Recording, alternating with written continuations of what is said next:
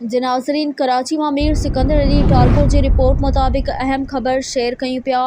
FIA शहर कायद में reference handy जो वॾो नेटवर्क बेनक़ाब करे छॾियो आहे। FIA state bank circle Karachi ख़ालिद बिन वलीद रोड ते कार डीलर्स जी ऑफिस ते कार्रवाई कंदे 3 जवाबदारनि खे गिरफ़्तार करे वरितो। गिरफ़्तार जवाबदारनि वटां 59,75,000 रुपया रोक रक़म ऐं कुछ काग़ज़ात हथ कया विया। जवाबदारनि जी सुञाणप मोहम्मद सादिक वक़ास ऐं मोहम्मद अशरफ तौर थी आहे। जवाबदारनि रेफरल हैंडी जे मौज़म नेटवर्क जो हिस्सो आहिनि, जिन जे कब्ज़े मां रिकॉर्ड, पासपोर्ट, रेफरल हैंडी बाबति ॿिया अहम सबूत पिणु हथ कया विया आहिनि। जवाबदारनि जे कब्ज़े मां चेक बुक, मोबाइल फ़ोन ऐं रेफरेंस हैंडी रजिस्टर पिणु हथ कयो वियो आहे। जवाबदारनि हथाइल करंसी बाबति इख़्तियारनि खे मुतमइन न करे सघियो।